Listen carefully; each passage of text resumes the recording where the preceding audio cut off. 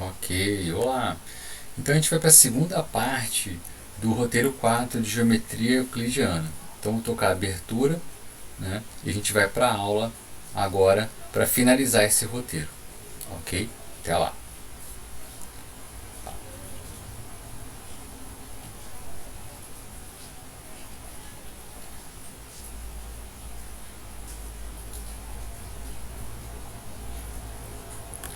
É isso. Então a gente parou na aula passada, na gravação síncrona de uma live que a gente fez, nessa parte aqui, comprimento da circunferência e arcos de circunferência. Então, vamos começar então nosso estudo considerando um polígono, né, A1, A2, AN, inscrito numa circunferência. Então tem uma circunferência aqui, né, e aí eu posso marcar alguns pontos em cima dela, né, e aí o que eu faço? Eu vou considerar o polígono determinado por esses pontos dentro da circunferência. Então o desenho é mais ou menos esse, claro que aqui tem que ser reta, né? Fiz um negócio meio torto, mas assim. Então, só que eu estou considerando uma quantidade arbitrária, n, né, finita, tá? N, né, n, um polígono de n vértices, né? E a gente vai chamar de Pn, né, o perímetro desse polígono, ou seja, a soma dos comprimentos, tá, de cada uma dos segmentos que compõem o polígono, né, o polígono, tá? Então tá aqui escrito nesse formato, né? Então é distância de A1 a 2, A2 a 3, AN menos 1 AN e o próximo é o AN a 1, né? E isso pode ser escrito de uma forma matemática desse formato, né? É o somatório de I igual a 2 até N, quer dizer, eu vou somar a distância de AI menos 1 até AI. Então eu começo fazendo I igual a 2. Então, se o I for 2, então é a distância de A1, perdão, A1 até A2, tá certo. O próximo é o I igual a 3, então é a distância do A3 até, perdão, do A2 até o A3. Do A2 até o A3. Então é o A2 até o A3. Então é sempre a distância do anterior ao próximo para ir de 1 até N. Então eu condensei essa parte aqui, ó, até aqui. Escrevo com esse símbolo aqui. E faltou só esse pedacinho, né? A distância de AN mais 1. Então esse é o perímetro, né? Perímetro, ou seja, essa aí é a soma dos lados do polígono de N vértices, tá? Então esse é o perímetro do polígono, né? Então aqui é um desenho ilustrativo. Eu peguei aqui uma circunferência e construí esse polígono aqui de 5 vértices, que vai ser também 1, 2, 3, 4, 5 lados, né? A gente vai usar esse Pn para definir, né, para dizer o que é o comprimento da circunferência. Esse perímetro desses polinômios, eu vou usar ele para definir o comprimento da circunferência. A gente também tem uma situação dentro de um arco também, né, parecido com isso, né? Tem um arco onde você faz alguns pontos e considera, né, esse perímetro também num arco, tá? A gente vai ver mais para baixo aqui. Ok, agora eu vou entrar em alguns assuntos dos números reais, né? Aqui historicamente é onde os gregos conseguiram ir até aqui, vamos dizer assim, né, com muita precisão, né? Agora, para definir essas coisas com a precisão moderna, vamos dizer assim, a gente vai precisar de alguns conceitos de números reais que os gregos não tinham. Então, vou começar com o primeiro conceito, que é esse aqui, ó. Um subconjunto dos números reais é chamado limitado superiormente se existir um número fixo A, né, de forma que esse A é maior que todo elemento x no conjunto x. Então esse número A é chamado uma cota superior. Então um conjunto ele é limitado superiormente se tem algum número real que é maior que todo mundo nesse conjunto. E esse número real é uma cota superior. Tá? E o conjunto dos números reais ele é caracterizado. Ele tem essa propriedade chamada propriedade do supremo. Tá? Uma característica dos reais é essa propriedade do supremo. Né? Todo conjunto limitado superiormente não vazio tem um único número alfa que é a menor das cotas superiores. Então, se eu tenho um conjunto de números reais não vazio, limitado superiormente, vai existir a menor das cotas superiores. Essa menor das cotas superiores, ela tem um nome chamado de supremo do conjunto, tá? E a gente denota por sup do conjunto. Supremo é a menor das cotas superiores, que nos reais sempre existe, desde que o x seja limitado superiormente. Tá? Definição 7. Seja P o conjunto de todos os números Pn que são perímetros dos polígonos Pn, tá, inscritos numa circunferência. O comprimento da circunferência ele é definido como sendo o supremo, tá, desses perímetros dos polígonos, o supremo de P. Então você pega todos os polígonos que podem ser inscritos dentro, né, da circunferência, e eles vão ter um número, né, e o supremo desses números, esse número é limitado, e o supremo desses números é o que a gente define como o comprimento da circunferência. Vale observar que esse P, né, o conjunto P, desses números dos perímetros, né, ele é claramente limitado superiormente, porque a circunferência ela pode ser inscrita num quadrado de lado igual ao seu diâmetro. Então eu posso colocar a circunferência dentro de um quadrado que tem o seu diâmetro, e pelo postulado a gente tem que essa área aqui, ó, né, e nem precisa usar o postulado, tem que essa área aqui é maior que essa, mas eu não posso levar a discussão para a área, na verdade. Mas fica claro de ver que o perímetro desse quadrado, tá, é maior que o perímetro da circunferência. Então, o perímetro da circunferência, quer dizer, que é o perímetro que é o supremo de todos dos perímetros dos polígonos aqui dentro, ele vai ser menor que esse perímetro aqui, tá? Então a propriedade do supremo vai garantir que existe esse supremo. Qualquer polígono aqui dentro, né, vai ser um polígono dentro desse quadrado aqui. Ou seja, esse perímetro aqui sempre vai ser menor que esse daqui. Tá? Então está bem definido. E para definir a medida de um arco, né, a gente vai ter o mesmo processo. Mas ao invés de um polígono, a gente vai traçar uma linha poligonal, que está aqui. Ó. Tá? Essa é a linha poligonal. E aí o comprimento do arco vai ser o supremo de todas as linhas poligonais aqui dentro. Tá? Esse que é o negócio. Ó. Então vai pegar uma linha poligonal A1, AN, inscrita no arco, né? Isso é a interseção dos segmentos A1, A2, AN menos 1, AN, onde o A1 necessariamente é o A e o AN é o B, né?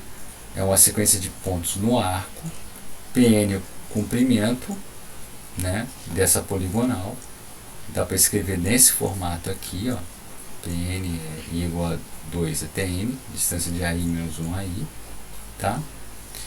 E aí P é o conjunto de todos os números Pn, que são comprimentos de todas as linhas poligonais, e o comprimento L, ele é definido como o supremo desse P. Tá ok? Essa é a definição precisa do comprimento de uma circunferência e do comprimento de um arco. Tá? Só que ficou um pouco abstrato de tratar, né? A gente vai tentar melhorar um pouquinho, encontrar números melhorzinhos aqui.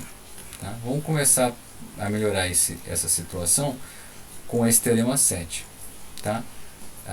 Vou considerar duas circunferências, C, centrada em O e raio R, e uma outra C', centrada em O também, mas de raio R', né, de comprimento C e C' respectivamente. Então, essa, digamos que eu consegui calcular o comprimento EDC, e essa é C'. O que a gente tem aqui é que C dividido por 2R é igual a C' dividido por 2R'. Você tem uma proporcionalidade entre o comprimento da circunferência e o raio dela. É muito importante isso aqui, né?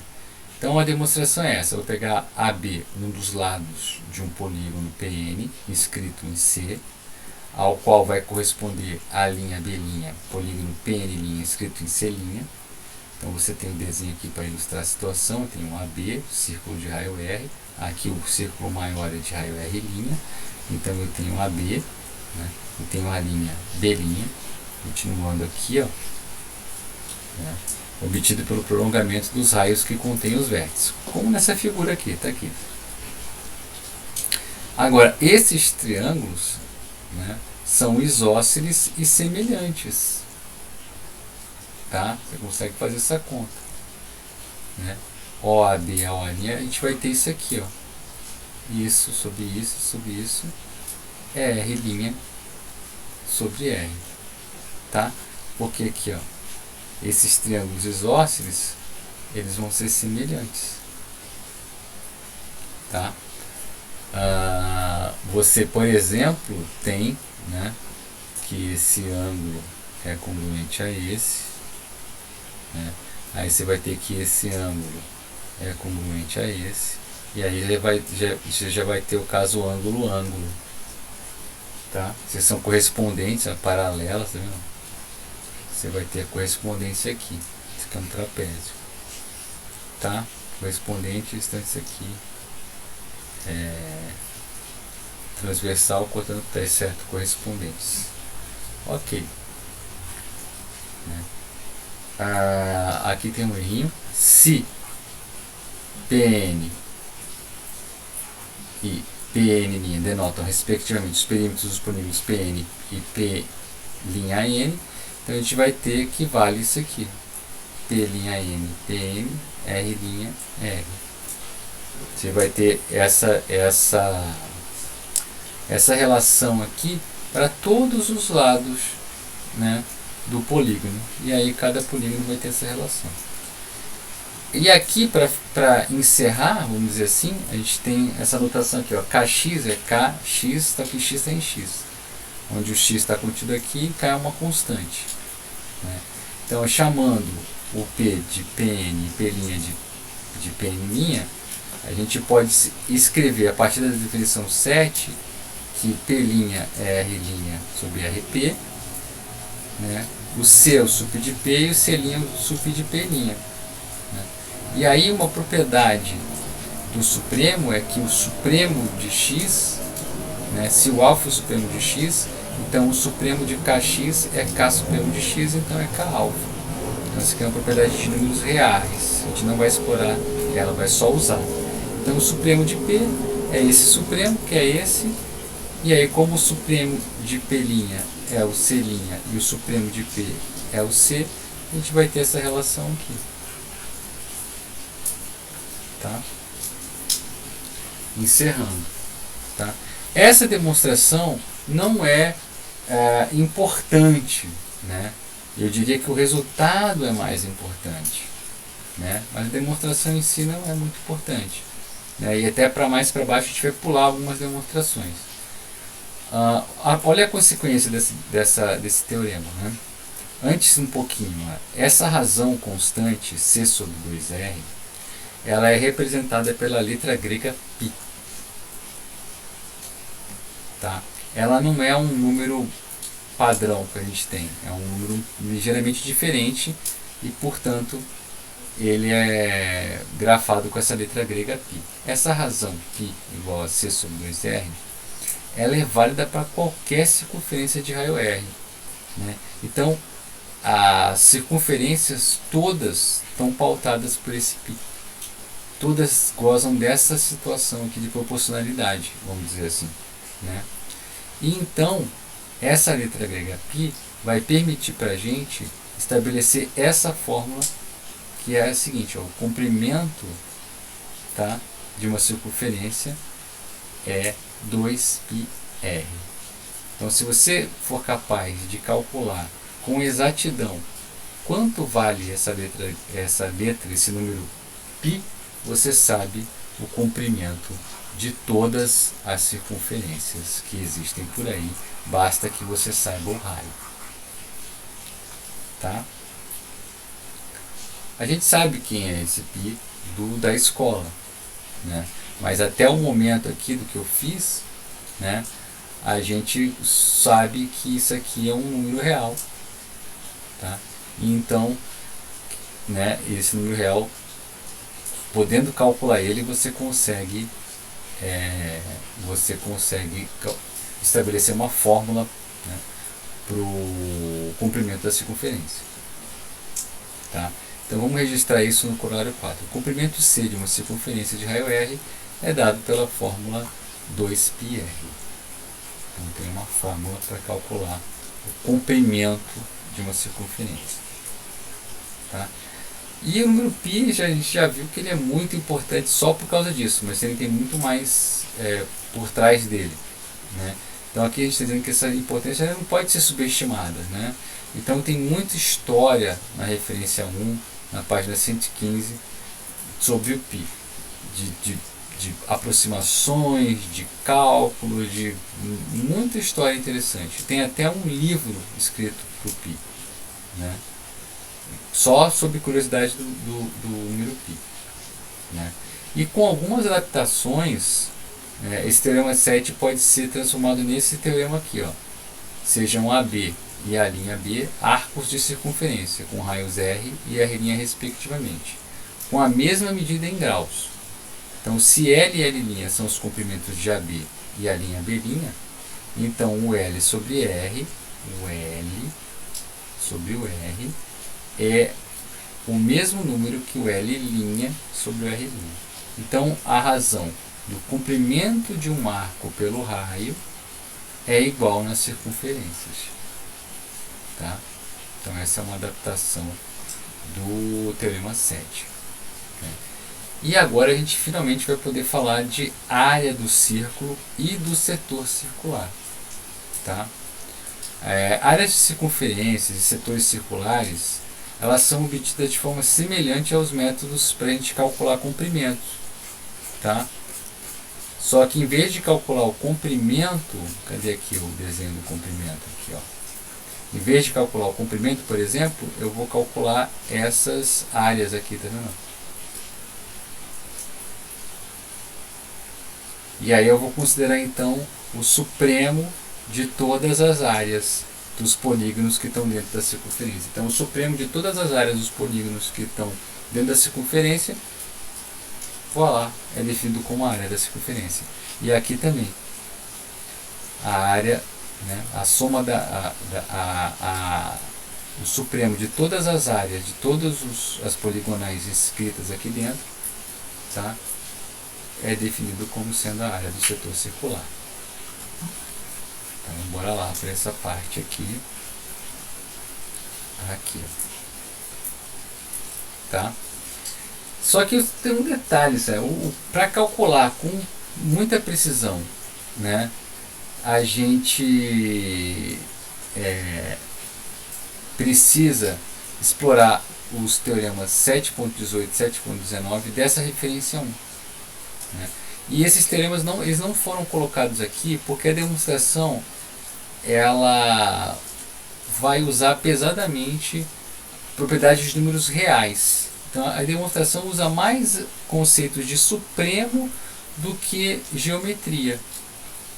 Tá? E como aqui a gente está com a disciplina de geometria, a gente vai optar por não explorar conceitos de supremos em R. Já falei até demais de supremo. Tá? É só para poder motivar essa ideia de supremo. Os gregos até chegaram perto dessa ideia de supremo com um conceito meio tosco que eles chamavam de método da exaustão. Né? Tipo, você vai exaustivamente colocando polígonos ali dentro e aí, né? Só que não tinha nenhuma formalidade. E ali realmente foi o limite para a matemática deles. Só depois, com o advento do cálculo, né, que a gente conseguiu dar uma roupagem mais formal para esse conceito de método da exaustão, com a ideia da integração até. Vocês vão ver em cálculo 2. Então, na parte de geometria, a gente fica feliz de saber alguns resultados. Né? Por exemplo, aqui o Teorema 9, que são as fórmulas para a área do círculo e a área do setor circular. Então, para a área do círculo, né, a área de um círculo C de raio R, né, ela é dada por πr ao quadrado. Tá? E a área de um setor circular L, né, é meio RL. Né? Lembrando que esse R é o raio do círculo, tá? E esse L é o comprimento, tá, do arco que dá origem ao setor circular. Tá? E R é o raio da circunferência. Né? Então, assim, a título de ilustração, né, a gente tem uma ideia da obtenção das fórmulas acima com algumas aproximações. Né? Aqui, ó, aproximação dessas áreas para encontrar essa. E eu faço esses polígonos ficarem cada vez com mais pontos. E aqui também. Tá? E uma ideia interessante que motiva, né, é essa figura que motiva a ideia da área. Né? Por que a área de uma circunferência é πr ao quadrado? Então, essa é uma ideia que vem dos gregos, inclusive. Né? Eles justificam, mas a gente hoje em dia não aceita essa justificativa. Precisa de ser muito mais formal para a gente aceitar uma justificativa como essa. Tá? Mas eles muitas vezes justificaram da seguinte forma: eu pego um círculo e decomponho num número né, como se fosse mais ou menos uma pizza, mas com as bordinhas retas, né? E aqui eu fiz 16 fatias. Né? E aí o que a gente faz? Fatia, né, em 16 e separa. Né? Separa as fatias, as azuis com a base para cima e as rosinhas com a base para baixo. Né? Então o que aconteceu? Aqui virou uma espécie, só que é redondinho. Só que se eu fizer muito fatiado dessa forma, eu vou ter isso aqui quase que retinho. Né? E o que vem a ser esse pedaço aqui? Esse pedaço é metade da circunferência. Né? Esse pedaço é metade. Então aqui, esse comprimento aqui, ó, é metade da circunferência. E essa altura, que altura é essa? Pô, essa altura aqui é o raio, cara. Tá? Essa altura é o raio. Né? Para todo triângulo, a altura é o raio. Né? Esse triangulinho aqui. Então, se eu fizer esse método, né, se fizer uma construção exaustiva de triângulos, eu vou obter, nesse desmembramento, eu vou obter um paralelogramo, tá, com altura R e base meio comprimento da circunferência. Né? E aí, qual que é a ideia? Né? Então, aqui a área é base vezes altura. Né? Então, base vezes altura. Então, eu tenho aqui a base, meio do comprimento, vezes a altura R. Mas o comprimento é 2πr. Então, esse corta com esse. Então, a área fica sendo πr ao quadrado. Então, essa é uma justificativa empírica, né, para aquela fórmula. Tá? Mas hoje em dia a matemática não aceita essa justificativa empírica, né, matematicamente falando. Então a gente, mas ela é interessante, ela de certa forma justifica essa fórmula, né? Essa fórmula aqui, tá? Bom, então é isso, a gente finaliza aqui com essas áreas aqui, tá? A área C pi r ao quadrado, a área do setor circular é meio RL, L é o comprimento, tá?